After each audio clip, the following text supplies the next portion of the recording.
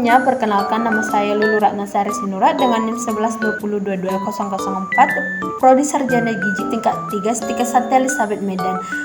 Di sini saya membuat video animasi mengenai penelitian cross-seksional dan kualitatif, penggunaan uji statistik yang sesuai, analisis bivariat, dosen yang mengampu, Ibu Pemerida SKM MKes dengan mata kuliah metodologi penelitian. Pertama, penelitian cross-seksional, di mana penelitian merupakan kegiatan yang dilaksanakan untuk mengetahui sesuatu yang belum pasti akan kebenarannya, maka dilaksanakanlah suatu penelitian. Hillway mengemukakan bahwa penelitian adalah suatu metode studi yang bersifat hati-hati dan mendalam dari segala bentuk fakta yang dapat dipercaya atas masalah tertentu, guna membuat pemecahan masalah tersebut.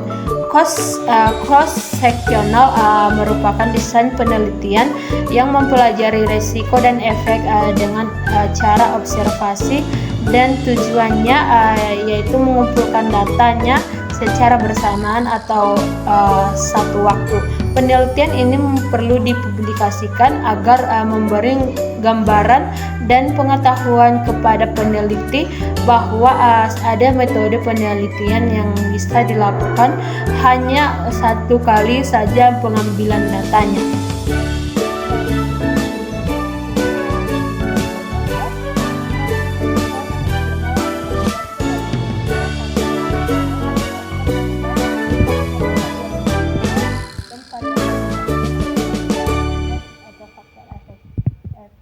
Dikumpulkan pada saat bersamaan. Dalam penelitian cross-seksional, peneliti melakukan observasi untuk pengukuran variabel pada suatu saat tertentu, yang artinya bahwa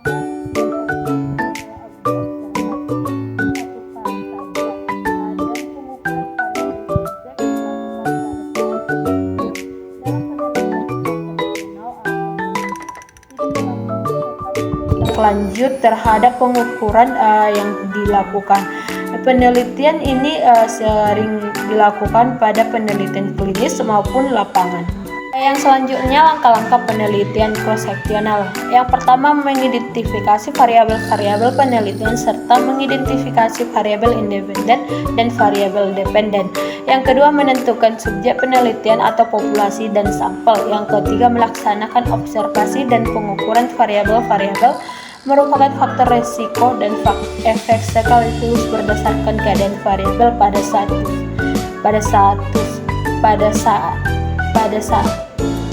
saat itu atau pengumpulan data. Yang keempat, melakukan analisis korelasi dengan cara membandingkan proporsi antar kelompok-kelompok hasil observasi atau pengukuran. Kita masuk ke dalam kelebihan dan kekurangan cross-seksional. Kelebihan cross-seksional yang pertama, memungkinkan pengguna populasi dari masyarakat umum, tidak hanya para pasien yang mencari pengobatan, hingga generalisasinya cukup memadai. Yang kedua, relatif mudah, murah, dan hasilnya cepat diperoleh. Yang ketiga, dapat dipakai untuk meneliti banyak variabel sekaligus. Yang keempat, dapat menggambarkan populasi penelitian. Kekurangan cross-seksional di mana dibutuhkan jumlah subjek yang cukup banyak, terutama bila variabel yang dipelajari banyak.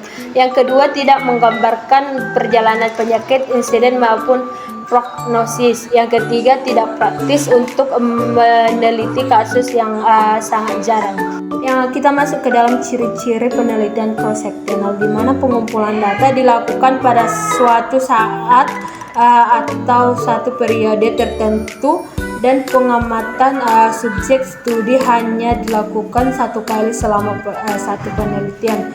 Yang kedua, perhitungan perkiraan besarannya sampel tanpa memperhatikan kelompok. Yang tiga, pengumpulan data dapat diarahkan sesuai dengan kriteria subjek studi. Misalnya, hubungan antara Hebel pada perokok, bekas perokok, dan bukan perokok. Yang keempat, tidak terdapat kelompok kontrol dan tidak terdapat hipotesis spesifik. Yang kelima, hubungan sebab akibat hanya berupa perkiraan yang dapat digunakan sebagai hipotesis dalam penelitian analitik atau eksperimental. Ini kita masuk ke karakteristik studi cross-seksional, di mana penelitian dapat melakukan studi cross-seksional dengan set variabel yang sama selama periode tertentu. Yang kedua, penelitian serupa mungkin melihat variabel minat yang sama, tetapi setiap penelitian mengamati serangkaian subjek baru. Yang ketiga, analisis cross-seksional menilai topik selama satu contoh dengan titik awal dan titik akhir yang ditentukan, tidak seperti studi longitudinal di mana variabel dapat berubah selama penelitian ekstensif. Yang selanjutnya penelitian kualitatif. Penelitian kualitatif adalah penelitian untuk eksplorasi isu, pemahaman fenomena dan pencarian jawaban pertanyaan. Aplikasi penelitian kualitatif terutama dalam bidang ilmu sosial. Beberapa metode penelitian kualitatif antara lain yaitu pengamatan peserta, wawancara mendalam, pembahasan kelompok terfokus, dan sebagainya. Yang selanjutnya, uji statistik. Yang pertama, uji chi-square adalah teknik statistik yang dapat digunakan peneliti untuk mengetahui apakah terdapat perbedaan yang signifikan frekuensi observasi antara dua kelompok sampel atau lebih. Yang kedua, uji Whitney merupakan pilihan uji non-parametris apabila uji T independen tidak dapat dilakukan karena asumsi normalitas tidak terpenuhi. Tiga, uji regresi logistik merupakan jenis regresi yang mempunyai ciri khusus, yaitu variabel dependennya berbentuk variabel kategorik yang dikotomus atau binominal, yang artinya kategori variabel dependennya hanya terdiri dari dua kelompok, misalnya hidup versus mati, puas versus tidak, sakit versus sehat, dan lain-lain. Selanjutnya, uji Spearman. Metode kolerasi Spearman rate bisa juga disebut kolerasi berjenjang dengan notasi. Metode ini dikemukakan oleh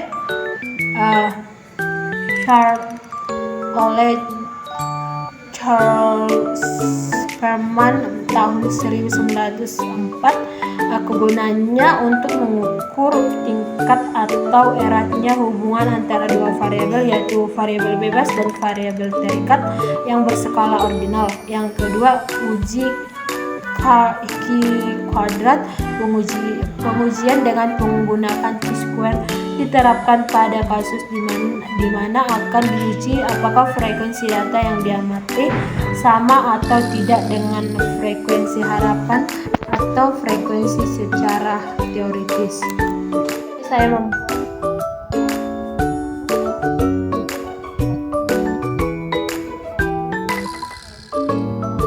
pada anak-anak usia 6-12 tahun di sebuah desa.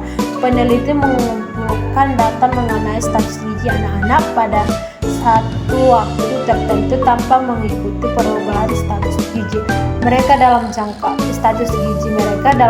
panjang. Jenis penelitian yang paling tepat untuk kasus ini adalah saya memilih C, penelitian survei cross-seksional, di mana penelitian ini adalah jenis penelitian yang dilakukan untuk mengumpulkan data pada satu titik waktu atau periode tertentu. Penelitian ini memungkinkan peneliti untuk mengetahui prevalensi suatu kondisi dalam populasi pada waktu tertentu, berbeda dengan penelitian longitudinal longitudinal yang memerlukan pengumpulan data dalam jangka waktu lebih panjang.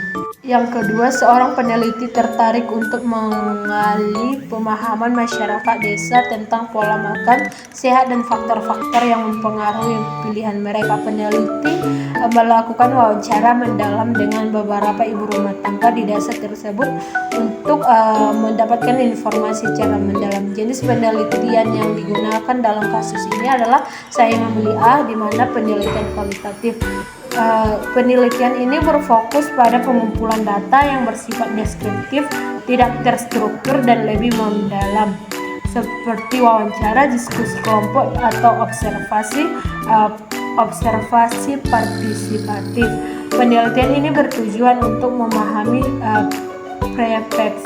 persepsi, pengalaman, atau sikap masyarakat terhadap suatu fenomena. Penelitian ini lebih berfokus pada kualitas data daripada kuantitasnya. Ketiga, seorang peneliti ingin menguji apakah ada perbedaan yang signifikan antara tingkat konsumsi vitamin C pada dua kelompok usia, ada usia anak-anak dan dewasa. Di sebuah komunitas, peneliti mengumpulkan data mengenai konsumsi vitamin C per hari dari kedua kelompok tersebut. Uji statistik yang paling tepat untuk menganalisis data ini adalah saya memilih B, uji T untuk sampel independen, di mana uji ini digunakan untuk menguji apakah ada perbedaan rata-rata antara dua kelompok yang tidak saling bergantungan. Dalam hal ini anak-anak dan orang dewasa. Uji ini cocok untuk membandingkan perbedaan konsumsi vitamin C antara dua kelompok usia yang berbeda.